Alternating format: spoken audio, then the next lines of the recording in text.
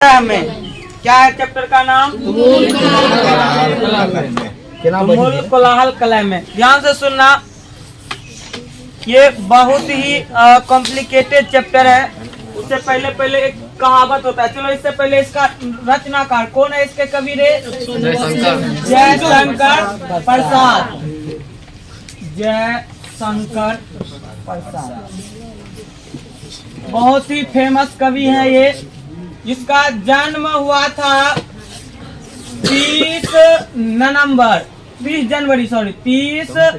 जनवरी 1889 ईस्वी में। और इसका निधन रे कब हो गया था? 15 नवंबर 1937 ईस्वी में। 15 नवंबर 1937 ईस्वी में। जयशंकर प्रसाद का जन्म बनारसी यूपी में हुआ था। वाराणसी यूपी में। वाराणसी जन्म स्थान कहाँ रे? बनारसी नहीं रे, वाराणसी यूपी यानी कि उत्तर प्रदेश। वही वहाँ पर है रे मोहन देव जी ने उन्हें कहियो नहीं। सुनो रे, चैप्टर का नाम है तुमुल कोलाहल कलह में। रे लेखक का नाम है जयशंकर प्रसाद। जन्म कब हुआ था? 30 जनवरी में। मृत्यु हुआ था 15 नवंबर 1937। जन्म कहाँ हुआ था रे? वाराणसी उत्तर प्रदेश। वाराणसी उत्तर प्रदेश में। रे बताओ इसके पिता का नाम? देवी प्रसाद साहू। भाई का नाम था शंभू रत्न। रे तुमको जान के आश्चर्य होगा कि हमारे जो कवि है जयशंकर प्रसाद, ये केवल 8वीं तक पढ़े हैं। केवल कितने तक पढ़े हैं? 8वीं तक। वो भी किसी कॉलेज में जाके नहीं पढ़े रे। एक घर में ही होम ट्यूशन लगल था। जयशंकर प्रसाद का कौन सा ट्यूशन था जी? यानी कि घरे में टीचर आते थे, पढ़ाते थे। कौन क्लास तक?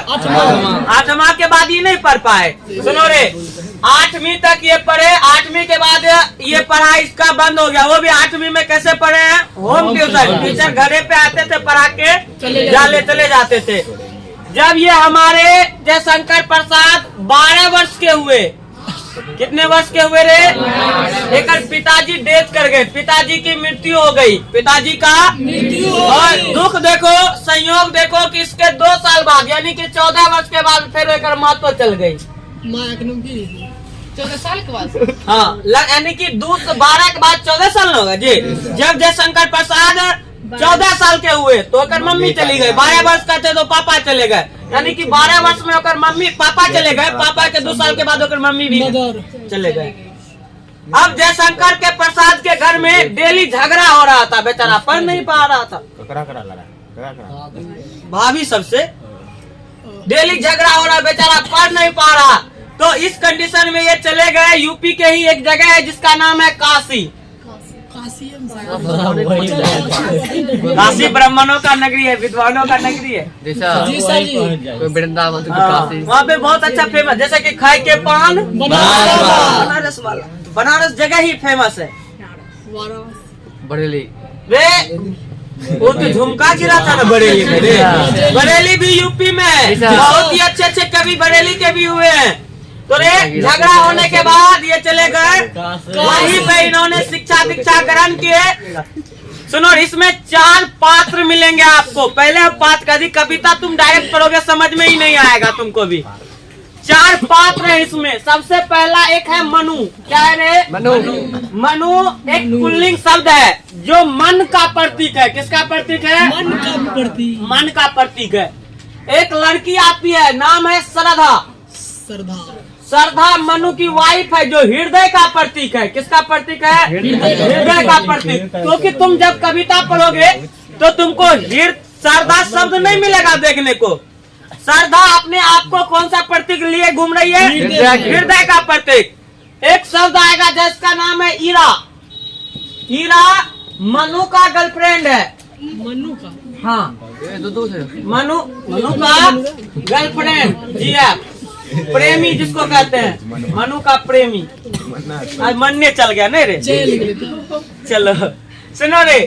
मनु मन का प्रतीक है। सरदा कौन है रे? मनु की वाइफ। ये है हृदय का प्रतीक। एक लड़की आती है जिसका नाम है ईरा। ईरा किस क्या है रे? मनु का प्रेमी। प्रेमी है नहीं, बनाया जाता बाद में, अभी यही सब न बोल सकते हैं। इन दोनों का किसका बाबू रे? मनु और सरदा का, दोनों मिलके एगो बेटा है मानव। कुछ ऐसे रखो, मानव। दोनों के बेटा का नाम क्या है? मानव। इस कविता का नाम है तुमुल कोलाहल कलह में। तुमुल कोलाहल। इस कविता में मनु का शादी सरदा नाम की लड़की से होता है। किससे हो जाता है रे? सरदा नाम की लड़की से। कई वर्ष तक दोनों साथ साथ मतलब कि व्यतीत करते हैं।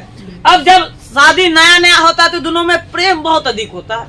दोनों में प्रेम बहुत अधिक होता है। अब धीरे धीरे प्रेम बढ़ रहा होता है। तो एक बार की बात है, अब एक बार की बात है, पहली बार तो एक ही बार होगा। तो मनु का जब शादी सरदा से हुआ, दोनों का प्रेम हो गया। तो सरदा दिलो जान से प्रेम कर रही थी। किससे? खूब ज्यादा प्यार कर रही थी, हद से ज्यादा। अब धीरे धीरे ये प्रेग्नेंट हो गई। कौन? सरदा। अब जब सरदा प्रेग्नेंट हो गई तो मनु के प्रति कम ध्यान देने लगी। सरदा किसके प्रति? अपने दुल्हा के प्रति कम ध्यान दे रही है। अब धीरे धीरे जैसे प्रेग्नेंट हुआ, 6 महीना हुआ, 7 महीना हुआ, 8 महीना हुआ, 9 महीना हुआ। 9 महीना के बाद एक बेटा हो गया जिसका नाम क्या था? मानव। अब मानव हुआ तो अब जो है ना, सरदा ओकरा पे ध्यान नहीं दे रही। पहले कम की देना, अब ध्यान नहीं दे रही। सारा ध्यान अपना बेटा के तरफ दे रही है। मनु को छोड़ के ध्यान केकरा पे है? सब। हम बोले थे कि जब बेटा की बात आ जाए तो पति को भी भूल सकती है माँ जी सर। तो रे सरदा किसके तरफ सब ध्यान दे रही है? क्या खा रहा है, क्या पी रहा है, क्या लौट रहा है, नहीं लौट रहा है, नाश्ता बनाना, चाय पिलाना, बेटा को दूध पिलाना है, खाना खिलाना, एकदम भर दिन एक टेंशन। एकरा पे कोई ध्यान।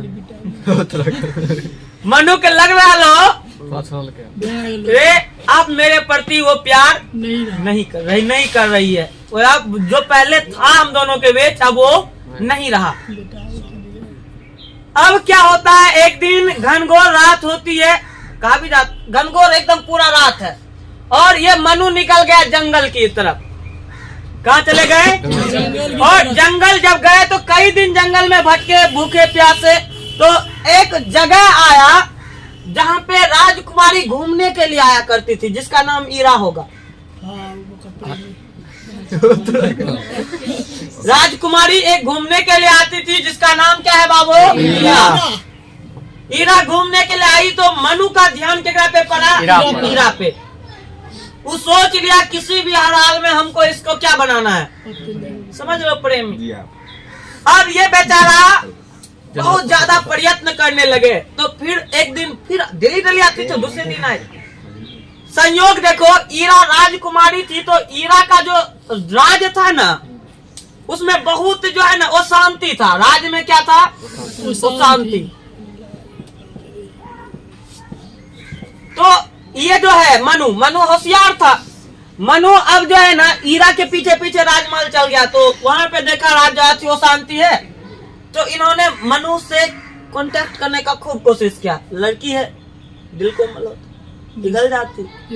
बर्फ की लड़की है, दिल कोमल होता है, पिघल जाती है। अब ये इससे हो गया चक्कर पकड़। हाँ, ईरा और शादी। जो शंकर प्रसाद चाचा से जाके पूछो करना वाला, हमरा पूछ रहा है। ये दोनों में हो गया। अब मनु एकरा आइडिया देने लगा कि ऐसे ऐसे कीजिएगा तो आपका प्रजा क्या रहेगा, आपसे खुश रहेगा। कौन कह रहा है? मनु। तो ईरा एक बात मानती गई। रियल में सब प्रजा क्या होने लगा? खुश। जो राज वो शांति था, वो राज अब खुशहाल हो गया। वो राज ही क्या हो गया बाबू? खुशहाल। अब जब खुशहाल हो जाएगा तो अब मनु एकरा प्रेस कर रहा है केकरा? ईरा को। तो हमरा से विवाह कर लो, तो हमरा से विवाह करो। ईरा मान ही नहीं रही थी। ईरा अपने राज में वचन दे चुकी थी कि हम आजीवन क्या रहेंगे? कुंवारी रहेंगे। आई ई करे मनु न तोरा से हमरा से ब्याह करे ले पड़बे करे। अब कितने दिन तक चलता जी? ईरा बोल रही थी नहीं करेंगे, वो बोलता था नहीं करे के पड़े। अरे पत्नी ने ईरा कह रही है कि जितना दिन तक चल रहा है चलने दीजिए, ई करा ना हम थोड़ा सा ब्याह करेंगे तभी अति होंगे। धीरे धीरे किसी को आदमी को बार बार टॉर्चर करोगे तो आदमी थोड़ा डिप्रेशन में चली जाती है। तो ईरा डिप्रेशन में जाने लगी। हालांकि इसके पीछे और भी बड़ा कहानी है, तो रे ईरा डिप्रेशन में जब जाने लगी, शॉर्ट में हम थोड़ा निकाल रहे हैं, ईरा कोची में जाने लगी डिप्रेशन में। जब डिप्रेशन में चली जाने लगी तो प्रजा को देखा कि हमारी रानी आजकल खुश नहीं रहती, तो रानी से पूछने जाए तो रानी कैसे बोलेगी हम ओकरा से फसल है। जी सर जी। वो बोल सकती है जी? नहीं बोल सकती। कैसे बोल देगी पागल? जी सर जी। बोली कि कुमारे रहेंगे उसका क्या होगा? तो ये पार्थ तुम ध्यान दो, ध्यान से पहले सुनो। ना पार्थ रे हीरा कह नहीं पाएगी, तो एक धीरे धीरे पर्दा होता है कि अच्छा चलो पता करेंगे। तुम लोग भी कोई दोस्त से पूछता है तो नहीं कहता, तुम सीआईडी बन जाता है, रुको एक बारे में तो पता करिए तो अब धीरे धीरे एक बारे में पता किया तो पता चला एक पीछू कौन है डिप्रेशन में जाने का, मनु। मनु को 20 चौराहे पे लेके जाके गया, पुष्ट मार मार खून खराबा बहा दिया, खाली जिंदा है वो, एकदम करा रहा है। कहा भी जाता है मैं तेरे इश्क में इस कदर बर्बाद हो जाऊं, मैं तुम्हारे इश्क में इस कदर बर्बाद हो जाऊं, दूसरा पुल बन जाए मैं सुनबरसा घाट हो जाऊं। क्या जाता है रे? तो ये इस कदर बर्बाद हो चुका है मनु। मनु क्या कर दुल्हा रे? सरदा के। और सरदा खोज रही है माँ बेटा, सरदा और मानव खोज रहा है हमारे पति कहाँ गेल, पति कहाँ गेल। सरदा खोज रही है, बच्चा छोटा है, बच्चा छोटा है, माँ खोज रही है मेरा पति कहाँ है। तो इस कदर में खोजते खोजते उसका भेंट हो जाता है मनु से। देख रहा मनु एकदम मूर्छित हालत में है। उसी समय पे एक गीत गाया जाता है जिसका नाम है तुमुल कोलाहल कलह में। तुमुल कोलाहल, उसी समय पे एक गीत गाया जाता है और वो गीत कैसा है वही आप देखेंगे। तुमुल कोलाहल खोज नहीं होता गाएगा कि जब मिला तब ये गीत गाया। मार पीट वाला लग गया, ओकर बाद की हाँ तो ओकर बाद खोज रही थी तो पहुंच गई, ओकरा मिल गया हीरा, सॉरी मिल गया मनु मिल गया। तो उसके बाद वो गीत गा गा के ओकरा समझा। यही है हमारे जयशंकर प्रसाद मनु भाई। यही है हमारे जयशंकर प्रसाद जी, जिसका जन्म वाराणसी यूपी में हुआ था। ये महत 8वीं तक पढ़े और जो इन्होंने एक बहुत ही फेमस काव्य खंड लिखा जिसका नाम था कमायनी। आज जो तुम पढ़ रहे हो तुमुल कोलाहल कलह में, ये कहाँ से लिया गया है रे? हाँ कामिनी से लिया गया है। अब इसमें उन्होंने कह क्या रहा है, ध्यान से सुनिएगा। कमायनी है, काम नहीं है। कमायनी काम नहीं लिखा है, कमायनी वही तो आप काम नहीं बोल रहे हैं। कमायनी बोले बोल लगा यही बोल रहे। सुनो रे, तुमुल मतलब होता है भयंकर। क्या होता है रे? भयंकर। कोलाहल मतलब शोरगुल। कोलाहल मतलब क्या होता है? शोरगुल। अरे और कलह मतलब होता है बाबू कलेश, दुख। अब कौन कह रही है ये बात याद है ना? सरदा कह रही है। किससे करेगी? मनु से कह रही है तुमुल कोलाहल कलह में मैं हृदय की बात रे मन। अब सरदा कह रही मनु को, जब तुम्हारे जिंदगी में अंधकार छा जाए, भयंकर दुख हो जाए और तुम बेचैन हो जाओ, तुम्हारे पास पीड़ा आ जाए, तो तुम मेरे पास आना, क्योंकि मैं हृदय की बात हूँ। तो ये किस सरदा किसका प्रतीक? हृदय का। अभी वो नहीं बोलेगी कि हम सरदा हैं, तो मैं हृदय की प्रतीक हूँ। तुम्हारे पास भी 2 ऑप्शन आएगा। जब तुम्हारे एक होता है कि दिल का सुने कि दिमाग का सुने, तो हमेशा दिल का सुनना, दिमाग का कभी नहीं सुनना। दिमाग क्रोधित में क्रोधित जवाब देगा, खुशी में खुशी के तरह जवाब देगा, दिल एकदम सही जवाब देगा। हम क्या करें नहीं करें पहले सोचो विचारो, उसके बाद करो, ये तो तुम सक्सेस होगे। इसीलिए जब तुम दिल और दिमाग की तुलना करोगे तो किसका बात सुनोगे? दिल का, हृदय की बात सुनोगे।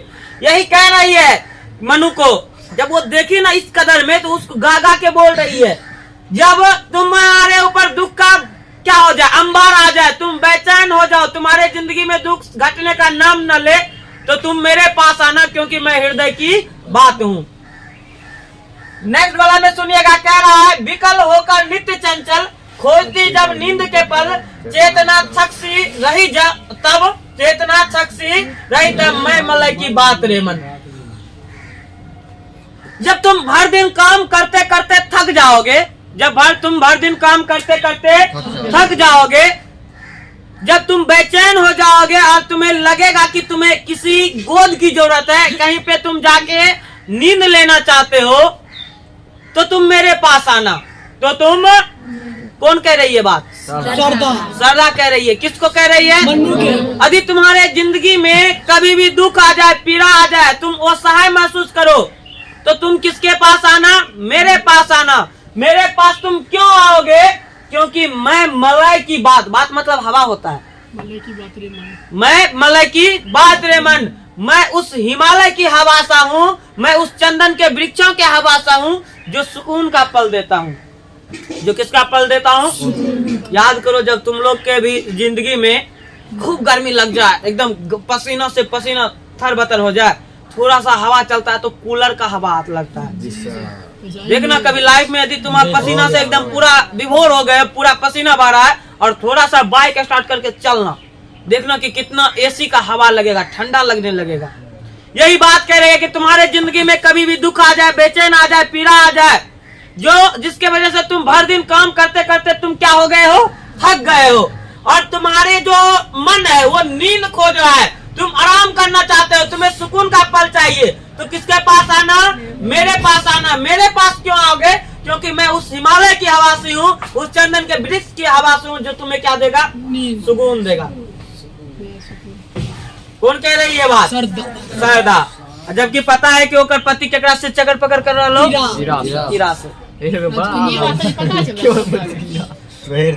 देखो, पत्नी सब चीज बर्दाश्त कर सकती है, पत्नी सब चीज बर्दाश्त कर सकती है, एक चीज बर्दाश्त नहीं कर सकती है कि आपका दो भाग हो। जी सर।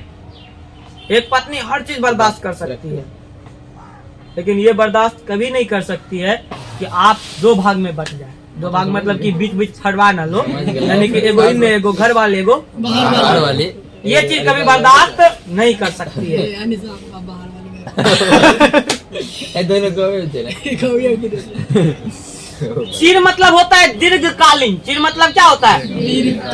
विषाद मतलब विपदा, विपदा क्या होता है?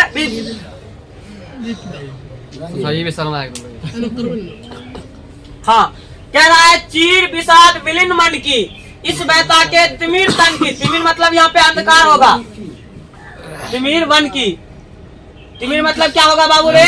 अंधकार। चीर मतलब दीर्घकालीन, चीर मतलब चीर विषाद विलीन मन की, इस बहता के तिमिर वन की, मैं उषा सी ज्योति रेखा, कुसुम कुसुमित प्रात रे मन। कुसुम मतलब फूल, बताए थे पहले में।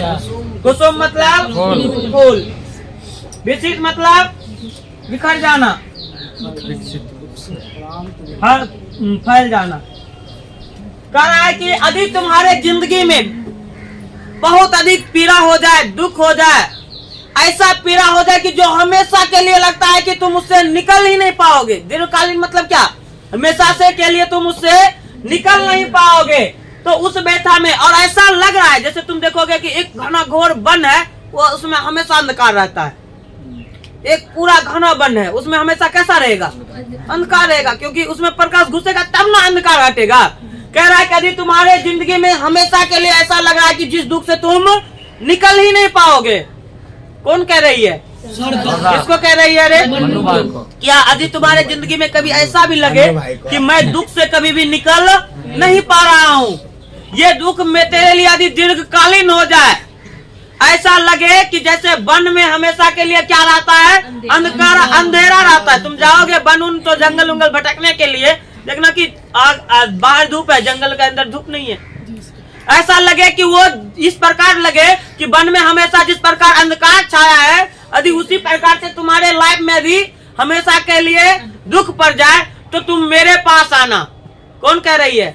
क्यों आना मेरे पास? इसका जवाब दे रही है, क्योंकि मैं उषा सी ज्योति रेखा, मैं उषा सी ज्योति रेखा कुसुम विकसित प्रात रेमन, मैं उस उषा के तरह हूँ, मैं उस प्रलयकारी किरण, प्रलयकारी मतलब सूर्य, प्रलयकारी मतलब मैं उस प्रातःकालीन उस प्रलयकारी के प्रातःकालीन सूर्य के किरण के समान हूँ। जैसे तुम सुबह में जाओगे तो ऐसे सूर्य निकलता है, उसका एक किरण तिरछा जाके कहाँ चला जाएगा, वन में।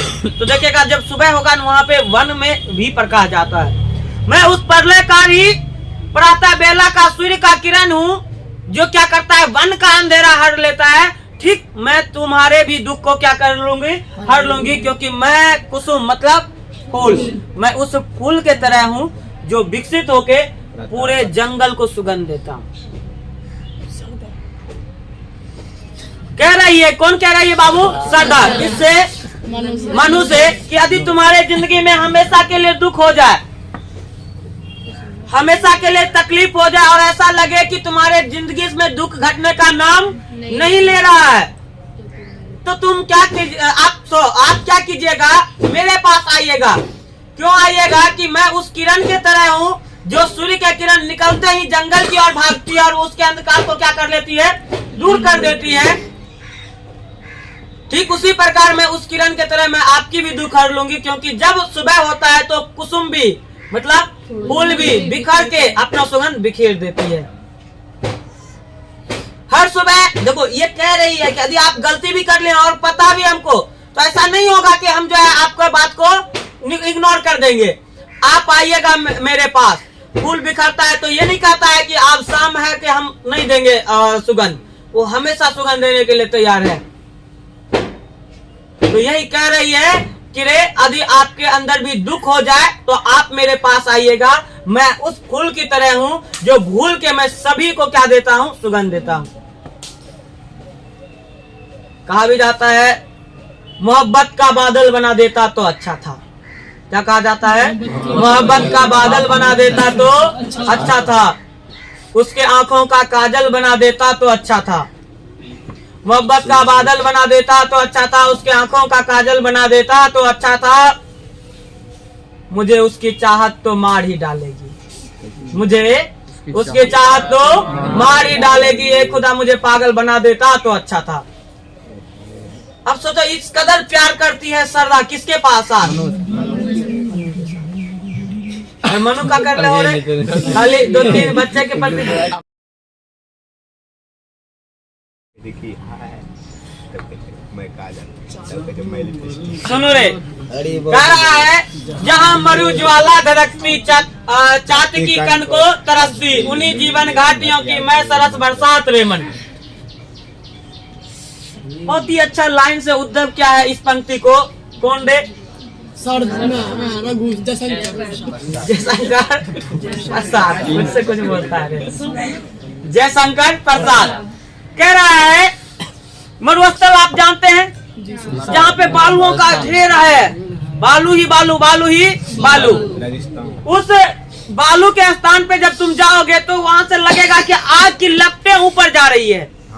तुम रोड पे भी कभी जाओगे, जैसे गर्मी का मौसम है तो लगेगा कि ऊपर नीचे सत्ता ऊपर की ओर जा रहा है। कह रहा है सरदा कह रही है अपने पति से, जिस प्रकार मरुस्थल में आगों की लपेटें उठती प्रतीत होती है। किसकी लपेटें रे? और एक पंछी है जिसका नाम है चातकी। चातकी है क्या है? पक्षी। वो लाइफ में केवल एक बार पानी पीती है, वो भी एक बूंद पहली बरसात का, एक बूंद पहली बरसात का। तो कह रही है कि जिस प्रकार से मरुस्थल में क्या उठता है बाबू, आग की लपेटें उठती है, जिस प्रकार से एक चातकी पंछी केवल बारिश का एक बूंद पानी पीने के बाद वो क्या हो जाता है रे? शांत हो जाता है। एक बूंद पानी पीने के बाद वो क्या हो जाएगा? शांत हो जाएगा। तो मैं उस मरुस्थल में बादल, देखो उसी घाटी का लिखा होगा, उन्हीं जीवन घाटियों का, मैं उसी घाटी का यानी कि उसी मरुस्थल का क्या हूँ रे? बरसात हूँ, जो वहाँ के जीवों को क्या देता हूँ? शांति देता हूँ। मरुस्थल क्या कहता है? शांति देता। हमारे ही एक बहुत अच्छे कवि लिखे जो कि अभी जिंदा है, जिसका नाम है कुमार विश्वास, शायद आप जानते होंगे। नहीं जानते जी? हाँ, नाम है कुमार, केवी कुमार विश्वास, यूपी। और A1 कवि, और अभी के समय में बहुत महंगा कवि में से एक कवि है कुमार विश्वास। सबसे महंगे कवि, बहुत महंगा कवि में से एक भी नहीं, सबसे महंगे हाईएस्ट पैकेज उसी का है, कुमार विश्वास। अभी जिंदा है। वो कासियम कह रहा है कि जब आपके जिंदगी में भी दुखों का लहरें उठने लगे और ऐसा लगे कि दुख खत्म होने का नाम नहीं ले रहा है, जिस प्रकार से एक चातकी पक्षी को एक बूंद पानी पीने के बाद पूरा साल शांति मिलता है, तो आप मेरे पास आइएगा, क्योंकि मैं उन्हीं जो चातकी को बारिश चाहिए, मैं उसी बारिश के समान हूँ, उस सरस बारिश के समान हूँ, जो क्या करता हूँ उस चातकी को शांति प्रदान करता हूँ और मरुस्थल को भी शांत करता हूँ। अरे बारिश, मरुस्थल को क्या चाहिए? बारिश, बारिश पड़ता है, पूरा मरुस्थल क्या हो जाता है? शांत हो जाता है, और ऐसा लगता है कि उसे एक खुशी प्राप्त हो गया, शांति प्राप्त हो गया। इस यही कह रही, यदि आपके जिंदगी में भी यदि दुख की लहरें उठे तो किसके पास आइएगा? मेरे पास। मैं आपके दुखों के लहरों पे एकदम मलहम लगा दूंगी। क्या लगा दूंगी? मलहम। मलहम जैसे ही लगेगा तो क्या हो जाएगा? शांत हो जाएगा, पीड़ा शांत हो जाएगा। ध्यान दो पार, चंदन जी ध्यान दीजिए। चंदन जी सुनो, कह रहा है पवन की प्राचीर में रुक, जला जीवन जा रहा झुक, इस झुलसते विश्व वन की मैं कुसुम ऋतु रात रे मन, इस कुसुम ऋतु रात रे मन। जिस प्रकार से पवन मतलब हवा, आंधियों का बवंडर उत्पन्न होता है, जिस प्रकार से आंधियों का क्या होता है बाबू? बवंडर मतलब होता है विशाल आंधी तूफान उठता है, उसी प्रकार से आपके जिंदगी में भी क्या हो जाए? दुख आ जाए, एक ही बार एकदम ऐसा लगे कि सारा दुख किस पे आ गया है। ये क्यों बोल रही है बस पता है? क्या कि मनु जो है चुड़ैल, मनु की है चुड़ैल जी सर, नहीं चुड़ैल है जी, अथा तो मार खाए। कहा भी गया है कि जिंदगी का ना टूटे लड़ी, जिंदगी की ना टूटे और चाहे चोरी हो जाए साइकिल और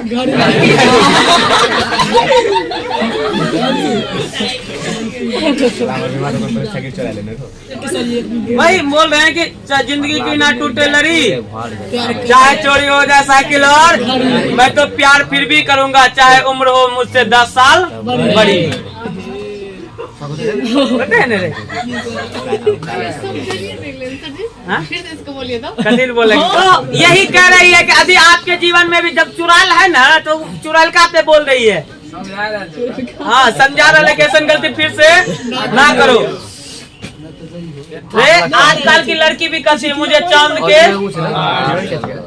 चांद के पार ले चलो, जरा 3 घंटा के बस पर 4 बार उल्टी होता है।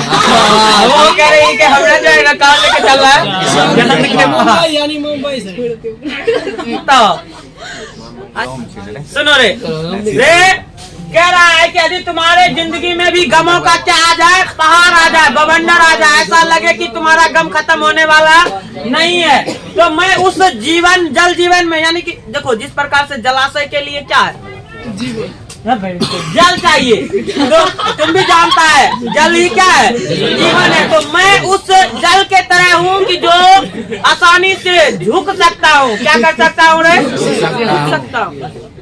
अब मान लो कि इतना बड़ा एक अति है, हम क्या करेंगे? इतना ऊंचाई से पानी भेजेंगे तो देखेगा वो झुक झुक के नीचे से निकल जाएगा। तो मैं आपके दुखों को मैं क्या कर सकता हूँ रे? आराम से साला के खत्म कर सकता हूँ। इस झुलसते विश्व वन की मैं कुसुम ऋतु रात रे प्रिय रेमन। नहीं, हमको कभी कभी याद आ जाता है मेरी एक कविता था, इसका नाम था, एक कविता था सलेश लोढ़ा का लिखा हुआ कविता है। मुश्किल है ना, मुश्किल है अपना मेल प्रिय, ये प्यार नहीं है खेल प्रिय। मुश्किल है अपना मेल प्रिय, ये प्यार नहीं है खेल प्रिय। कुछ बात है तो भूल के बोल डर ना। सुनो रे, कह रही है कि रे इस झुलसते, ये जो पूरा विश्व इस गर्मी से तप रहा है, जिस प्रकार से पूरे विश्व पे चाहे रे गर्मी का राज है, यदि आपके जीवन में भी यदि दुखों का राज है, तो मैं उस बसंत ऋतु के समान हूँ, मैं उस बसंत ऋतु के समान हूँ जो रात में क्या देता है, सुकून देता हूँ। बसंत के महीनों में कोयल चहकाते हुए नजर आएंगे आपको, मौसम सुहाना सुहाना लगेगा। यदि सबसे अच्छा कोई मौसम है तो वो है बसंत ऋतु। तुम भी मानता, हम भी मानते। पूरा मौसम, माहौल, आस पड़ोस यदि गाछ उस वृक्ष उस है तो आपके घर में भी सुगंध का अंबार लगल रहेगा। सुगंध नहीं आता, आम जब खिलता है तो सुगंध आता है। हाँ, तब की सर जी कि तेरा दोस्त तुझे लावे थे। वही तो हम ये नहीं बोल रहे कि सुकून का बसंत जो पंचमी आता है ये सुकून का महीना होता है। तो यही कह रही है कि रे इस झलसती दुनिया के लिए मैं क्या हूँ रे, जिस प्रकार से इस झलसती दुनिया में बसंत ऋतु क्या लाता है, एकदम सुलह लाता है। ठीक उसी प्रकार से यदि आपके जीवन में भी दुख का अंबार आ जाए, दुख का भंडार आ जाए, तो मैं उस खिला हुआ कुसुम की तरह हूँ, उस फूल की तरह हूँ जो आपके जीवन से क्या कर दूंगा, दुखों को दूर कर दूंगा। ये पटा रही है फिर से के क्या करा, चक्कर पकड़ करना बंद कीजिए। आइए कहा मेरे द्वार, मैं एक एक पर के वो नारी शक्ति का इसमें बात कर रही है, तुमको पता भी नहीं चल रहा। जयशंकर प्रसाद छायावादी कवि थे, कोशावादी के एकदम प्रेम से बात कर रहे थे। और इसमें ये जो नारी है बोल रही कि मैं क्या क्या कर सकती हूँ एक पति के लिए। और पति क्या क्या कर सकता है? पति की करेगा, पति तो बंगोल है, देख नहीं रहे, एगो प्रेमी के चक्कर में फंस गए हो। हाँ, एगो हृदय काट के वहाँ बेच रहा है, एगो इधर कर रहा है रे, यूपी बिहार लूट रहा है। एगो कह रहा है कि चाहे कौन सी था, एगो गाना था बहुत अच्छा,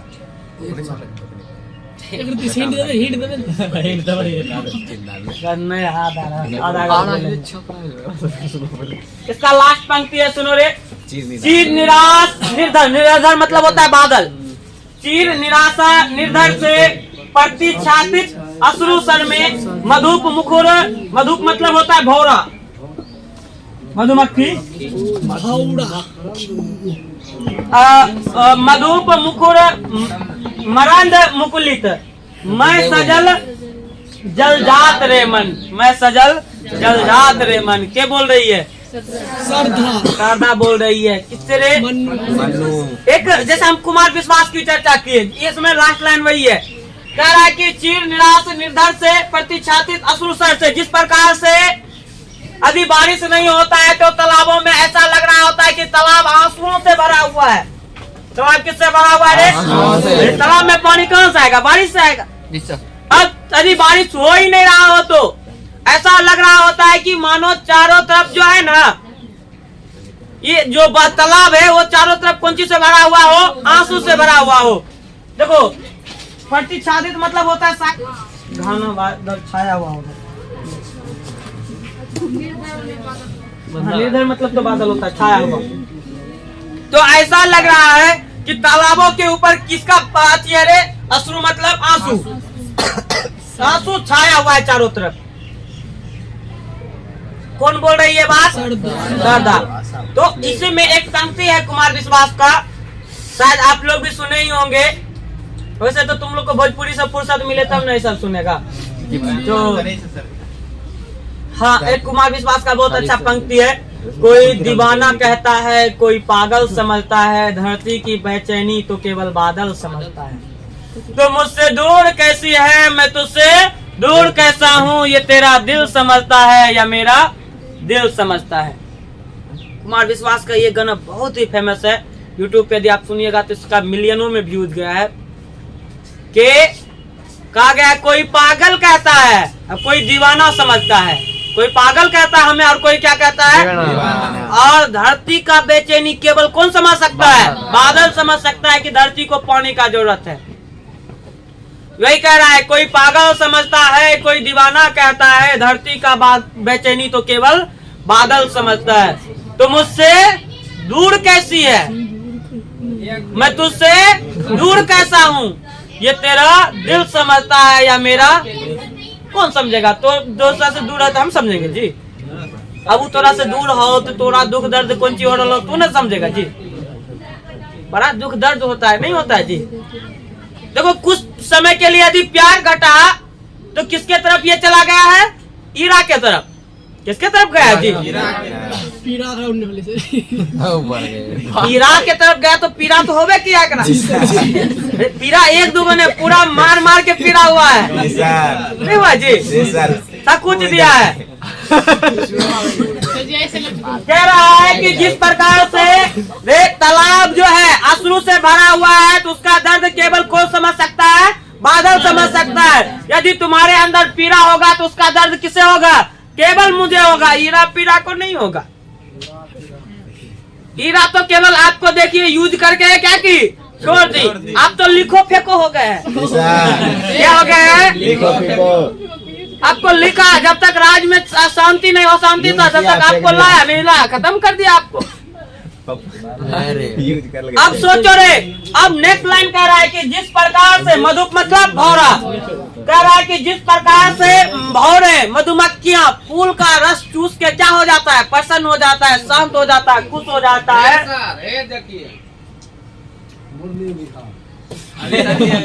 देख, मैं उसी प्रकार का सजल जलजात हूँ।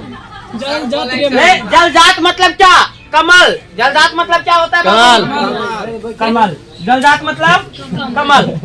जल में जो फूल है वो कमल है, जिससे यदि चारों तरफ कीचड़ भी है तो मैं क्या होता हूँ? खिल जाता हूँ। मैं ये नहीं देखता हूँ कि क्या हो है नहीं है, मैं कीचड़ में भी खिल सकती हूँ। तो ठीक उसी प्रकार से यदि आपके जिंदगी में कोई दुख भी है, फिर भी मैं आपके साथ हूँ। कौन कह रही है? सरदा। ये कहेगा ना, हम हीरे के पास जाएंगे। हीरा बहुत सुंदर लड़की थी, सुशील लड़की थी, देखने में खूबसूरत थी। सरदार है सर जो प्रति भियो ने नृत्य नो रही शारदा तो सही थी, तब न शारदा, इस शारदा से बिछड़ने का एक ही कारण है यहाँ पे, ध्यान नहीं दे रही थी, बाल बच्चा पे ध्यान दे रही थी। मनु का कहना था कि बाल बच्चा पे नहीं, हम इम्पोर्टेंट है। अगर बहू कह रही थी ना, बच्चा इम्पोर्टेंट। सयाद नो गाना सुन लगे तो सुधर गई था। मार खाता है तो बड़का बड़का सुधर जाता है, ये तो मन में है जी। मार खाने के बाद बड़ा बड़ा भी सुधर गया है।